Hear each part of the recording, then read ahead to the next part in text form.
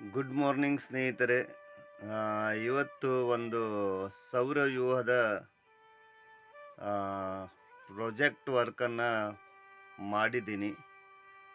ಅದು ನನ್ನ ಮಗನಿಗೆ ಬೇಕಾಗಿತ್ತು. ಅದಕ್ಕೆ ಒಂದು ಪ್ರಾಜೆಕ್ಟ್ ವರ್ಕ್ ಸೌರವ್ಯೂಹ ಅನ್ನು ರಚನೆ ಮಾಡಿದ್ದೀವಿ. ಇದಕ್ಕೆ ಬೇಕಾಗಿರುವ ಸಾಮಾನುಗಳನ್ನು ಏನೇನು ತೊಗೊಂಡೀವಿ ಅಂದ್ರೆ ರಟ್ಟು ಮತ್ತು 8 ಬಾಲ್ ತೊಗೊಂಡಿದ್ದೀವಿ ಸಣ್ಣ, ಮತ್ತು ಒಂದು ದೊಡ್ಡ ಬಾಲನ್ನು ತೊಗೊಂಡಿವಿ, ಮತ್ತು 2 ಬ್ಯಾಟ್ರಿ ತೊಗೊಂಡಿನಿ, ವೈರ್ ತೊಗೊಂಡಿನಿ, ಮತ್ತು ಪೇಪರ್ ಪ್ಲಾಸ್ಟರ್ ತೊಗೊಂಡಿನಿ, ಮತ್ತು ಕಲರ್ ಪೇಪರ್ಸ್ ತೊಗೊಂಡಿದ್ದೀನಿ, ಮತ್ತು ಸಣ್ಣ ಸಣ್ಣ ವೈರ್ಗಳದಾವೆ, ಮತ್ತು ಸಣ್ಣ ಸಣ್ಣ ಲೈಟ್ಗಳು ಕೂಡ ಒಳಗಡೆ ಅಳವಡಿಸಿದ್ದೀನಿ. ನೋಡಿ ಎಷ್ಟು ಚೆಂದಾಗಿದೆ ನೋಡಿ. ತುಂಬ ಅದ್ಭುತವಾದ ಸೌರಮಂಡಲ ರಚನೆ ಆಗಿದೆ. ಈ ಸೌರಮಂಡಲದ ಬಗ್ಗೆ ಹೇಳಬೇಕಂದ್ರೆ, ಇಲ್ಲಿ ಹೆಡ್ ಆಫ್ ದ ಡಿಪಾರ್ಟ್ಮೆಂಟ್ ಯಾರು ಇರ್ತಾರೆ ಅಂದ್ರೆ ಸೂರ್ಯನಿರ್ತಾನೆ.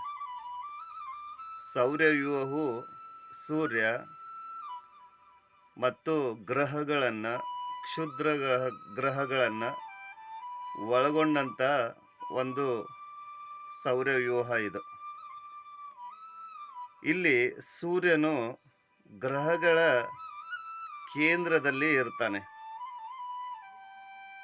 ಈ ಗ್ರಹಗಳು ತಿರುಗುವ ಗ್ರಹಗಳ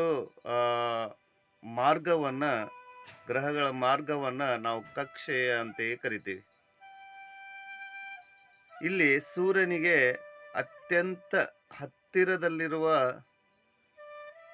ಗ್ರಹ ಯಾವುದಪ್ಪ ಅಂದರೆ ಅದು ಬುಧ ಗ್ರಹ. ಮತ್ತು ಸೂರ್ಯನಿಂದ ಅತಿ ದೂರದಲ್ಲಿರುವ ಗ್ರಹ ಯಾವುದಪ್ಪ ಅಂದರೆ ಅದು ನೆಪ್ಚೂನ್ ಗ್ರಹವಾಗಿದೆ. ಇದರಲ್ಲಿ ಒಂದು ವಿಶೇಷತೆ ಏನಪ್ಪ ಅಂದರೆ, ಈ ಗ್ರಹಗಳಲ್ಲಿ ಗುರುಗ್ರಹವು ಅತ್ಯಂತ ದೊಡ್ಡದಾದ ಗ್ರಹವಾಗಿದೆ ಮಕ್ಕಳೇ. ಮತ್ತು ಇದರಲ್ಲಿ ಇನ್ನೊಂದು ವಿಶೇಷತೆ ಏನಂದ್ರೆ, ಸೂರ್ಯನಿಂದ 3ನೇ ಗ್ರಹ ಇದೆಯಲ್ಲ, ಅದು ಭೂಮಿ. ತುಂಬ ಅದ್ಭುತವಾದ ಗ್ರಹ ಅಂತ ಹೇಳ್ಬೋದು. ಯಾಕಂದರೆ ಈ ಭೂಮಿಯಲ್ಲಿ 54 ಲಕ್ಷ ಕೋಟಿ ಜೀವರಾಶಿಗಳು ತಮ್ಮ ಎಲ್ಲ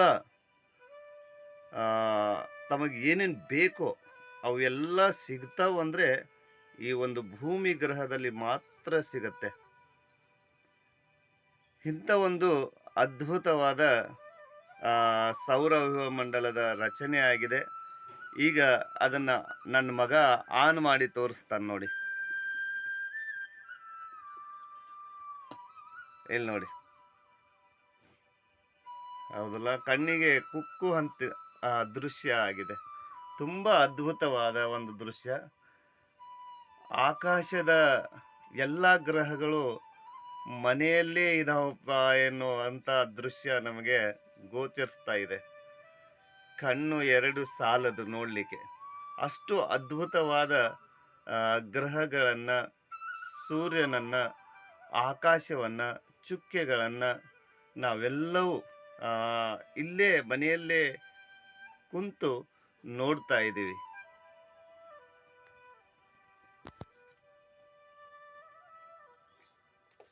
ಬಾಯ್.